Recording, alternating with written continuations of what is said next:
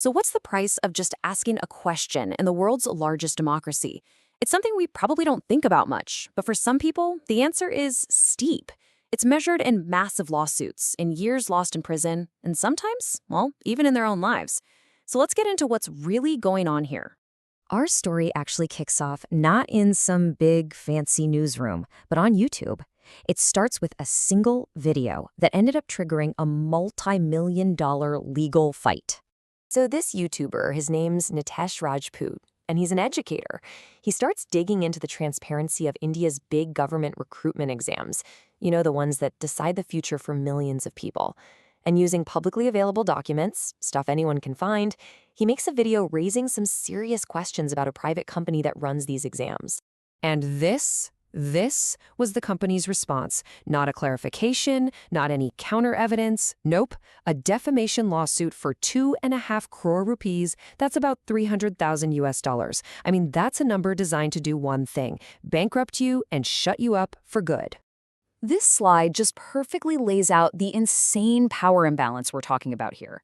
On one side, you have the basic tools of journalism and just being a concerned citizen, public records, analysis. And on the other side, a giant legal sledgehammer. Look, the goal here is pretty clear, right? It's not about correcting the record, it's about crushing the person who dared to question it in the first place. And that right there is the key. This whole thing isn't just some isolated dispute, one guy's bad luck. Not at all. It's a textbook example of a much larger and, frankly, much more disturbing pattern that's affecting journalists and critics all across India. And believe me, this pattern goes way, way beyond just one YouTuber. To really get the full picture of what's happening, we need to look at some of the other faces of this crackdown. 850 days. Just think about that for a second. That's how long journalist Sadiq Khan spent in jail. Over 2 years of his life. Just gone. So you have to ask, what did he do to get arrested in the first place? Well, he was on his way to do his job.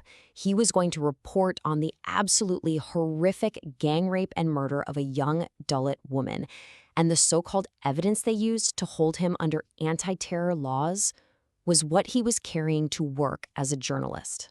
Yep, that's it. 2 pens and a notepad. For that, he was hit with sedition and terrorism charges under something called the Unlawful Activities Prevention Act, or UAPA. Now, the Supreme Court did eventually grant him bail, but only after he'd already lost more than 850 days of his life behind bars. And it doesn't stop there. Take the case of Prabir Purkayastha, the veteran founder of the news portal NewsClick.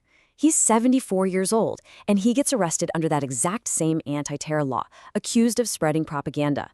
And again, after months in jail, the Supreme Court had to step in and say his arrest was invalid. But you see the pattern here, right? The process is the punishment. So you might be wondering, how is all this even possible? What are the actual legal and administrative tools being used to create this climate of fear? Let's break down the main weapons in their arsenal. Okay, so the big one, the primary weapon, is the UAPA. Its real power lies in making bail next to impossible. It completely flips the normal legal principle of bail not jail on its head. Under this law, the default becomes jail, and getting out on bail becomes the rare exception. But it's not just the UAPA. It's really a multi-pronged attack. You've got these huge lawsuits, like the one against Nitesh Rajput. Those are called SLAPs, strategic lawsuits against public participation, basically designed just to intimidate you. Then you've got criminal defamation charges, internet shutdowns, actual police raids on news offices, and they'll even choke off your funding. It's a full spectrum assault on independent media. So what's the result of all this? When you add it all up, what does it look like? Well, the international data, it paints a pretty bleak and worrying picture. The data is just stark. On the 2025 World Press Freedom Index, India ranks 151st out of 180 countries. And to put that in perspective for you, that's significantly below its regional neighbors like Nepal and Sri Lanka. And this isn't just some recent dip, it's a decade-long decline. You can see back in 2014, India was at 140th. It hit a low of 161st in 2023, and while it's bounced back a little to 151st in 2025, the overall trend is undeniable. It shows a consistent and really severe erosion of press freedom.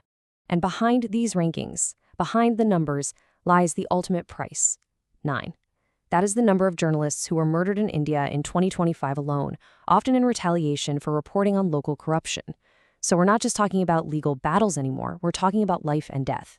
This quote from Reporters Without Borders really sums up the international view, but I want you to pay close attention to the quotation marks they use around the world's largest democracy. That's not an accident. That's a deliberate choice that signals a growing skepticism around the world about whether India can still legitimately claim that title. Okay, so the situation looks pretty dire, I know, but it's not hopeless. The analysis also points to some potential paths forward. It shows that India is really at a crossroads where a choice has to be made. 3 clear paths to reform are proposed. First, legal changes are needed. Fix the laws being misused, like the UAPA, and protect journalists from these retaliatory lawsuits. Second, institutions like the Supreme Court need to proactively defend these freedoms. And third, civil society has to play its part by supporting independent media and demanding accountability. When you strip it all away, it really boils down to a fundamental choice. Is India going to be a country where asking tough questions is protected as a vital part of democracy? Or is it going to be one where asking those questions is treated like a crime? And that leaves us with a really powerful final question. After seeing all the evidence, from the lawsuits and the imprisonment to those damning international rankings, it's clear the real test of a democracy isn't how it treats its supporters, but how it treats its critics. So the final question to consider is, by that measure, is India passing the test?